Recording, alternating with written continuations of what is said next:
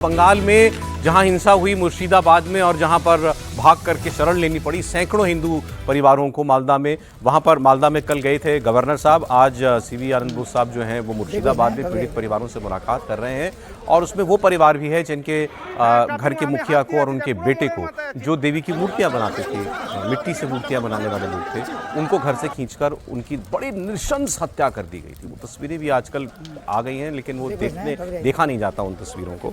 तो मैं आपको उनकी बात सुनाऊंगा जो गवर्नर साहब कह रहे हैं वहाँ जाकर के। और इनसे अपील की थी ममता बनर्जी ने कि अभी माहौल ठीक नहीं है, आप वहाँ मत जाइए। इन्होंने उस बात को माना नहीं और ये वहाँ पर जाकर के लोगों से मिले हैं। ममता बनर्जी खुद तो गई नहीं आज तक। ये अभी आप जो देख रहे हैं अभी की तस्वीर है, एक पीड़ित से मुलाकात वो कर रहे हैं। अगर इसमें कहीं बातों में जी सुनते हैं थोड़ा सा।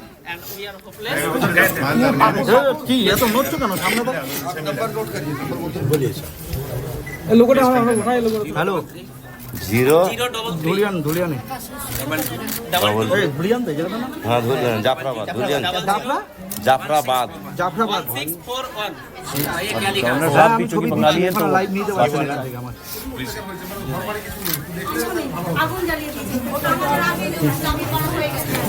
अरे भाई तू या तो नल्ले ছবিটা দিচ্ছি না বাকি বাকি একদম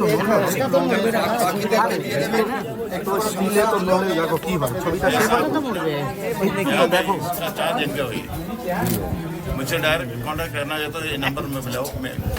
गवर्नर साहब बात भी कर रहे हैं, कुछ इंस्ट्रक्शंस भी दे रहे हैं, साथ में जो उनके अधिकारी हैं अफसर जो हैं उनको। यहाँ एक प्रॉब्लम ये है अभी इस वक्त सबसे बड़ी कि जितने लोग रिलीफ कैंप में हैं, सरकार चाहती है कि सब अपने घर वापस चले जाएं। क्योंकि स्थिति फिर वो उनको बताने वो तो ये बताना चाहते हैं कि हालात सामान्य हो गए हैं, लेकिन वो लोग जाना नहीं चाहते।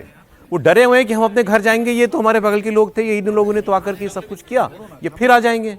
वहाँ पर हमारी तो तादाद इतनी नहीं है, ये मेजॉरिटी में है, तो हम वहाँ भरोसा नहीं कर सकते और पुलिस पर उनको बिल्कुल भरोसा नहीं है। कितने ही लोगों के स्टेटमेंट ऐसे आ चुके हैं अभी ऑन रिकॉर्ड जो कह रहे हैं कि हमने पुलिस को फ़ोन किया, पुलिस आई ही नहीं। पुलिस कुछ करना तो छोड़िए, पुलिस ने फ़ोन नहीं उठाई कई बार। तो कह रहे हम कैसे भरोसा कर लें। केवल बीएसएफ जब वहाँ पहुँची और सीआरपीएफ पहुँची है तब जाकर के उनका थोड़ा हौसला बढ़ा है और अब वो ये मांग कर रहे हैं कि हमारे गाँव के बगल में आप पहले बीएसएफ का कैंप लगाइए। अब ये एक प्रशासनिक बात है कि कहाँ आप कैंप स्थापित करेंगे और कितने दिनों के लिए करेंगे। वो कह रहे हैं परमानेंट हमको कैंप चाहिए, तभी हम लोग वापस जा पाएंगे। तो ये वो हालात वहाँ पर वो बने हुए हैं। मैं सुन रहा था कल एक 6 महीने की बच्ची उसकी माँ बोल रही थी कि मेरे घर में आए, बच्चे मेरे हाथ से छीनी और उसको सामने आग जल रही थी उसकी तरफ फेंक दिया, किसी तरह मैंने अपनी बच्ची की जान बचाई। ऐसे बताने वाले लोग हैं। वो जो परिवार दास परिवार है, जो पिता पुत्र मारे गए हैं, आप सोचिए एक घर में माँ और बहू दोनों विधवा हो गई। वो बता रही पहले ये लोग आए, पत्थरबाजी की, घर में नहीं घुस पाए, हमने घर बंद कर रखा था। फिर ये दोबारा आए, दरवाजा तोड़ करके घर के अंदर घुसे और हमारे घर से मेरे बेटे को और मेरे पति को खींच करके बाहर ले गए। हमारे सामने इतना उनको मारा, चाकुओं से मारा, उनके शरीर पर एक जगह नहीं थी जहां घाव ना हो, और उनके सामने उन लोगों ने दम तोड़ दिया। घर की महिलाओं के सामने उन दोनों ने उनकी हत्या की गई। वीडियो भी बहुत विभत्स है, जो वीडियो बहुत विभत्स, आप देखा नहीं जा सकता बिल्कुल वीडियो है।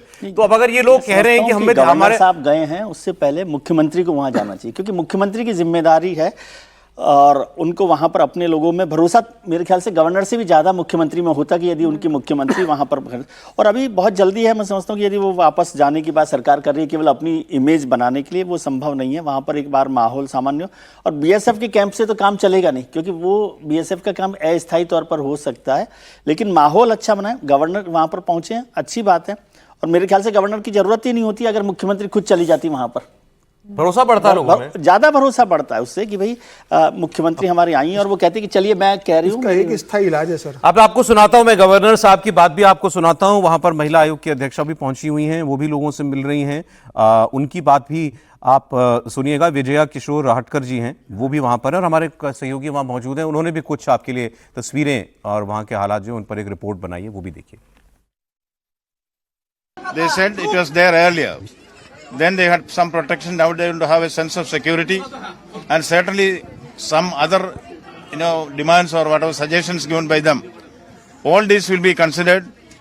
I will take it up with the government of India and the state government for appropriate action. I will follow it up. I have also asked them, feel free to talk to me directly. The direct phone number has also been given. We will be in touch with them. Certainly, very effective, proactive steps will be taken. See, what they need is, they said we want justice, they will get justice. We want peace, they will have peace. बहुत ज्यादा हो गया है। इस तरीके से ये सब अमानवीय है। इतनी तकलीफ इन सब लोगों को हो रही है। उन्हें जो जो कुछ बातें मांगी है, हम वो चीजें सब हम सरकार के सामने।